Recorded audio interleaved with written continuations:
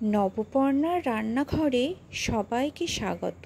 ইডলি বা ধোসার সাথে সাম্বার ডাল না হলে একেবারেই চলে না।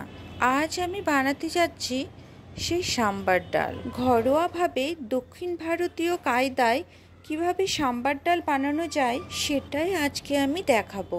সাম্বার ডাল বানানোর জন্য আমি নিয়ে নিয়েছি অড়হর ডাল। বেশ কয়েকবার ধুয়ে পরিষ্কার করে নিয়ে 1-2 ঘন্টা ভিজিয়ে রেখে দিয়েছিলাম।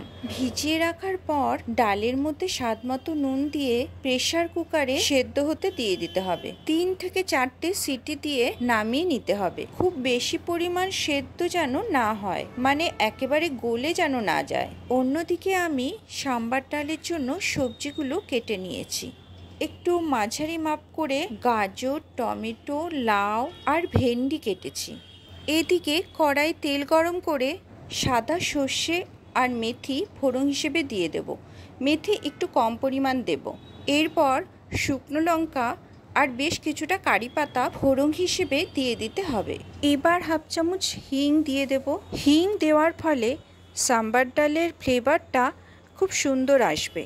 সব ফোড়ন একসাথে ভালো করে ভাজা ভাজা হলে সুন্দর গন্ধ বেরোলেই একটু মোটা মোটা করে কেটে রাখা পেঁয়াজ কুচি এর মধ্যে দিয়ে দিতে হবে। পেঁয়াজ কুচি নাড়াচাড়া করে একটু ভাজা ভাজা করে নেব, তবে একেবারে লাল করে ভাজার দরকার নেই। এবার ওই আগে থেকে কেটে রাখা সবজিগুলো ভেন্ডি, লাউ, গাজর, টমেটো কড়াইয়ের মধ্যে দিয়ে দেব। দক্ষিণ ভারতীয় সাম্বার ডালে মোটামুটি এই সবজিগুলোই দেওয়া হয়। সজনে ডাঁটা, বেগুন এই ধরনের সবজিও এর মধ্যে দিতে পারেন। এবার সব কিছু একসাথে ভালো করে নেড়ে চেড়ে কিছুক্ষণ রান্না করে নিতে হবে। এবার পরপর মশলাগুলো দিয়ে দিতে হবে।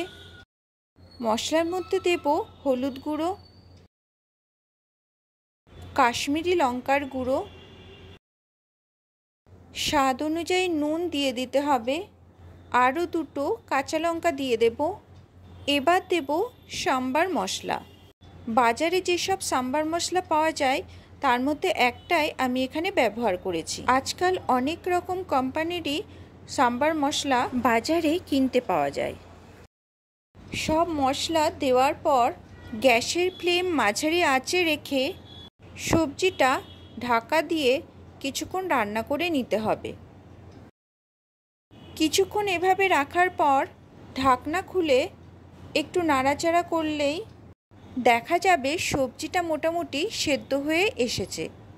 এবার এই সবজির মধ্যে আগে থেকে ওই সেদ্ধ করে রাখা অড়হর ডাল ঢেলে দিতে হবে।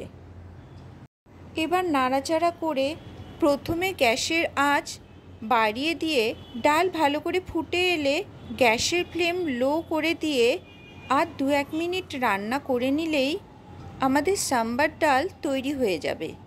দেখতে যেমন সুন্দর হয়েছে, খেতেও তেমনই টেস্টি হয়েছিল। আপনারাও বাড়িতে একবার বানিয়ে দেখবেন।